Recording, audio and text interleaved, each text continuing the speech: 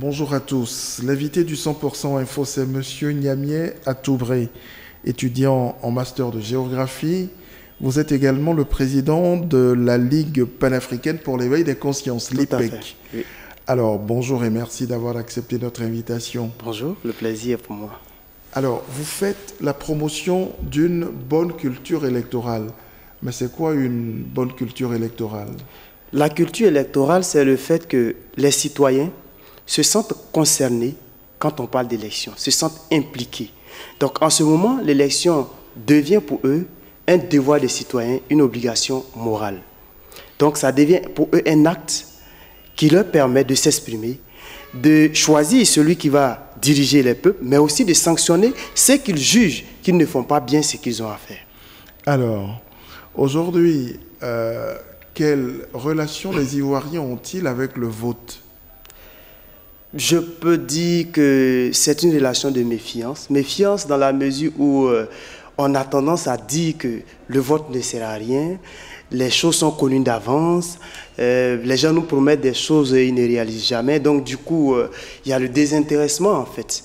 Parce qu'on se dit, on vote pourquoi à la fin? Si on doit voter et rester toujours dans la même situation, dans les mêmes conditions, qu'est-ce qu'on a à faire? Donc, d'où le désintérêt des populations pour la politique indirectement. Est-ce que cela ne pose pas aussi la question de la relation qu'aujourd'hui les citoyens ont avec la politique? Bien évidemment, bien évidemment. Vous savez, en politique, c'est sur l'offre que les gens surfent. Vous avez en face une population qui est pratiquement à moitié analphabète. Vous avez une population qui n'est pas véritablement informée sur les compétences de chaque autorité. Qu'est-ce que le maire fait? Qu'est-ce que le député fait? Donc, du coup, comme on a en face une population appauvrie, une population assoiffée de perspectives, on surfe sur ces choses. On fait des promesses, souvent même qui ne relèvent pas de notre compétence. C'est-à-dire? Tout à l'heure, j'ai pris l'exemple. Quelqu'un qui veut être député, qui vient dire qu'il va construire des écoles, des routes, etc. Et bizarrement, vous partez dans des campagnes, c'est devant le député qu'on vient faire les doléances. On dit, bon, on n'a pas de château d'eau, on n'a pas ceci. Et lui aussi, il se plaît bien à dire, votez-moi, si je suis élu, je fais ça, il n'y a pas de souci. Et donc, il finit, il est élu, il ne fait rien. Et après, on dit, les gens, ils ne disent pas la vérité, ils nous promettent des choses, ils ne font pas, etc. Alors, est-ce que les populations elles-mêmes n'ont-elles pas la mémoire courte? Je préfère dire que les populations doivent se responsabiliser. Parce qu'ils savent ce qui se passe. Ils savent que c'est chaque 5 ans qu'on va voir nos dirigeants, ceux qui veulent nous diriger, entre guillemets. Donc chaque 5 ans, on profite pour dire ce qu'on a dit, puisque c'est là seulement on peut les voir pour leur parler.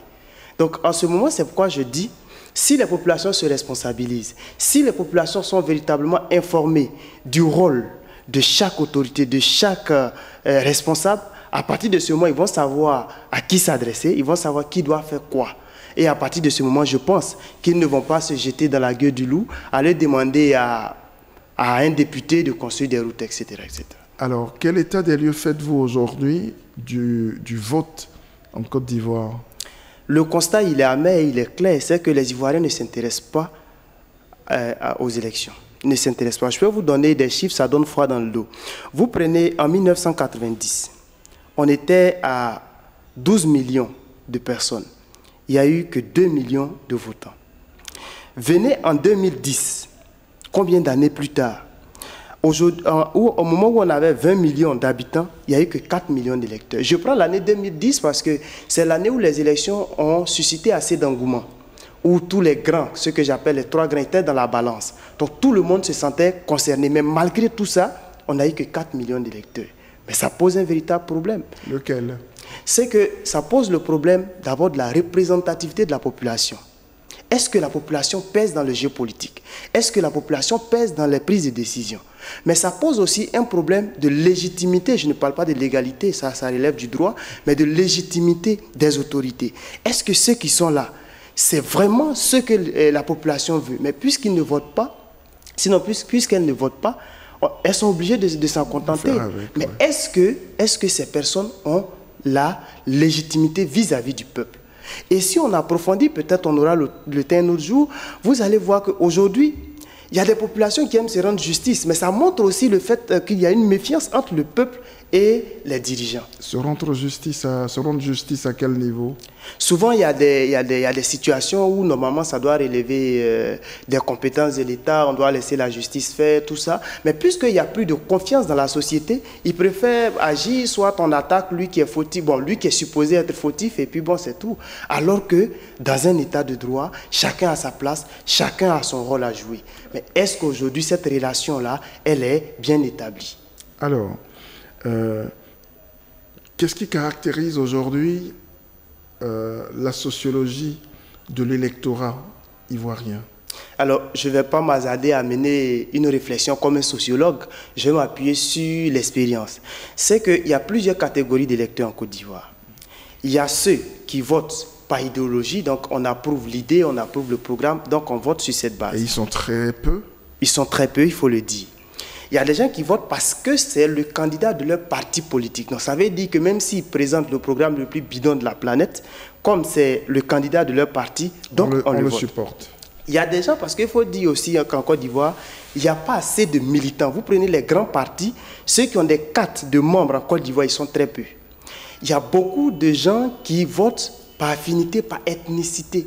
C'est mon frère. Chez nous, par exemple, il y a un adage qui dit « Quand ton frère est dans quelque chose, ton nom ne se perd jamais ». Ça veut dire là où il est, c'est comme tu es là. Et donc, comme tu es là, tu dois le suivre. Et c'est en cela qu'on va parler du suivisme politique. Donc, il y a plusieurs catégories d'électeurs en Côte d'Ivoire. Très bien. Mais vous en parliez un peu tout à l'heure. La plupart des électeurs sont analphabètes. Alors, comment est-ce que ces électeurs-là peuvent prendre le temps de lire entre les lignes des projets de société de candidats? Vous savez, quand un leader politique est sincère et qu'il est sérieux, quand il vient en campagne, il ne doit pas se baser seulement sur des slogans. Je viens pour le développement, ça ne veut rien dire, absolument rien. Je viens pour le développement. Je sais où chercher l'argent. Je suis le candidat du peuple. Je suis le candidat des jeunes. Ça ne veut absolument rien dire. Qu'est-ce qu'il faut dire alors au peuple pour l'appâter? Le contenu, c'est quoi? Qu'est-ce que je propose? Et il doit avoir la possibilité d'expliquer non seulement son projet, mais de dire où il va tirer l'argent pour financer. Sinon, c'est trop facile, cher monsieur. Je peux proposer aujourd'hui un programme très alléchant, mais et le financement? Un programme qui n'est pas chiffré, ça devient de la démagogie.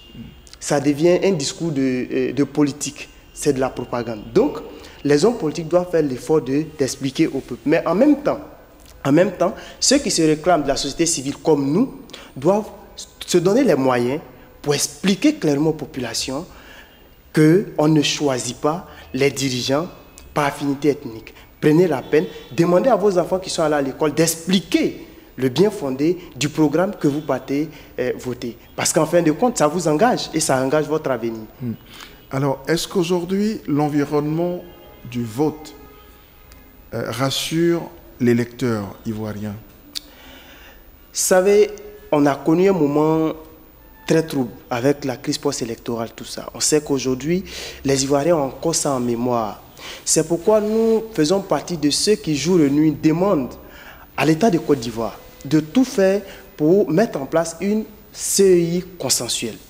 Pour ne pas que des gens aient la possibilité de contester les résultats à tout moment, parce que de la contestation naît les crises. Si aujourd'hui il y a une CEI qui apaise tout le monde, je pense que ça peut redonner confiance. Mais maintenir certaines personnes qui ont eu un certain niveau d'implication dans les crises que nous avons connues, ça ramène toujours l'Ivoirien à l'image de la crise post-électorale. Et en ce moment, ça va jouer sur la participation des élections. Alors, pour terminer, en 2-3 mots, parlez-nous de la LIPEC, votre organisation. Merci. La Ligue panafricaine pour l'éveil des consciences, c'est un mouvement qui prône la responsabilisation de la jeunesse. Ça, c'est un thème qui nous tient beaucoup à cœur. Parce que, comme on le dit, une population responsable a des dirigeants responsables. Une population qui refuse la prostitution électorale.